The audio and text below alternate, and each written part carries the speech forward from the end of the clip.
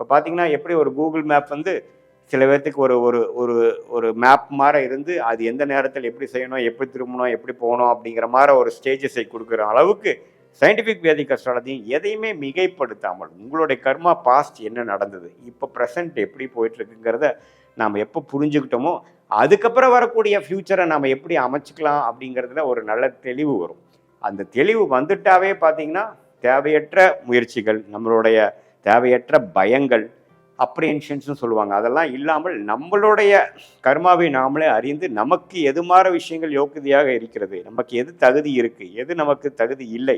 வெளிநாடு யோகமா அல்லது அரசு உத்தியோகமா அல்லது பிரைவேட் செக்டார் கார்பரேட் செக்டார் இல்லையா, எது மாதிரி அல்லது எதுவுமே இல்லாமல் நாம் தொழிலையே நம்ம ஜெயிக்கக்கூடியவர்களா, இன்வெஸ்ட்மெண்ட் பண்ணி வியாபாரம் பண்ணி ஜெயிக்கக்கூடியவர்களா, இன்வெஸ்ட்மெண்ட் இம்போர்ட் எக்ஸ்போர்ட் பண்ணக்கூடியவர்களா, எது நம்ம கர்மாவில் வந்து எந்த கிரகம் எந்த ஆதிபத்தியத்தில் எது மாதிரி விஷயங்கள் போயிட்டு இருக்குது. இப்போ தசாபுக்திகள்